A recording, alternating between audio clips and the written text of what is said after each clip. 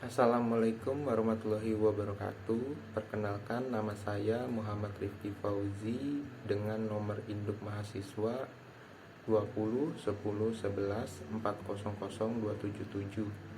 Di sini saya akan menjelaskan kasus tentang privacy violation atau pelanggaran privasi. Dan privacy violation ini merupakan salah satu materi dari mata kuliah etika profesi yang diampuh oleh Ibu Intan Kumalasari, Eskom Mkom. Sebelum saya menjelaskan kasus tentang privacy violation ini, saya akan menjelaskan sedikit apa itu privacy violation.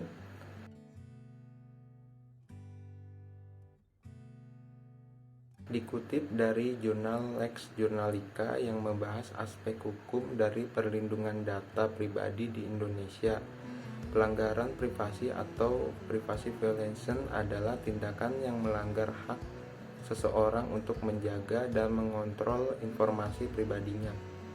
Di sini melibatkan penyebaran informasi pribadi tanpa izin, pengawasan yang tidak sah, atau pengumpulan data secara ilegal. Pelanggaran privasi sering dikaitkan dengan resiko pencurian data identitas, penyalahgunaan data, dan hilangnya kepercayaan.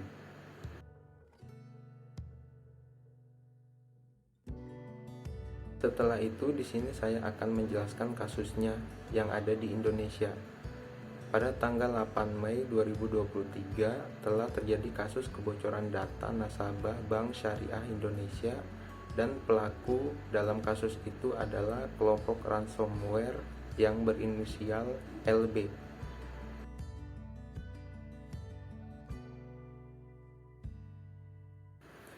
Untuk objek kasusnya adalah data pribadi nasabah BSI yang mencakup informasi pribadi lebih dari 15 juta pelanggan, karyawan, dokumen keuangan, dokumen hukum, dan kata sandi layanan eksternal serta internal bank.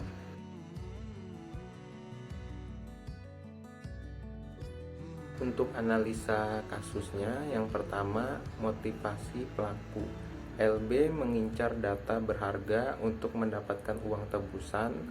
Mereka mencuri data sebesar 1,5 terabyte dan meminta tebusan sebesar 295,6 miliar. Yang kedua, metode serangan. LB menggunakan ransomware untuk mengenkripsi data dan mengancam menyebarkan atau menjual data tersebut jika tebusan tidak dibayarkan. Taktik ini efektif dalam menekan korban untuk membayar tebusan. Dan yang ketiga, dampak kebocoran. Kebocoran data ini tidak hanya merusak reputasi BSI, tapi juga berpotensi menimbulkan kerugian finansial bagi nasabah dan bank itu sendiri. Data yang bocor bisa digunakan untuk berbagai kejahatan seperti penipuan identitas.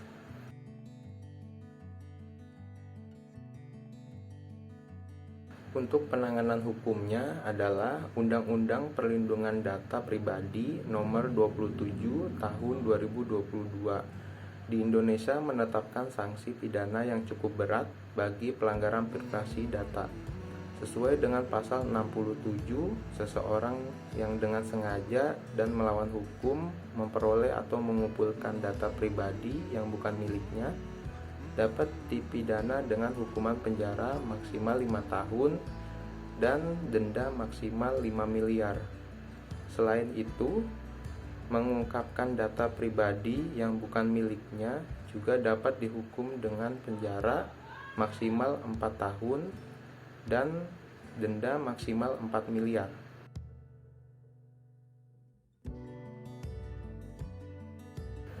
Untuk solusi pencegahannya, yang pertama, penguatan keamanan sistem.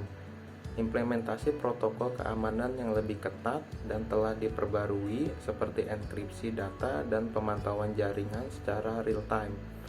Yang kedua, pelatihan karyawan, meningkatkan kesadaran karyawan terhadap ancaman cyber dan memberikan pelatihan reguler tentang praktik keamanan yang baik.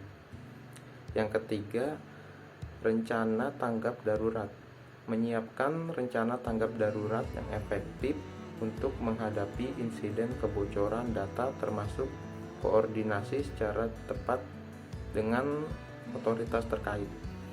Yang keempat, regulasi yang ketat. Penerapan dan penegakan undang-undang perlindungan data pribadi untuk memastikan bahwa perusahaan bertanggung jawab atas keamanan data yang mereka kelola.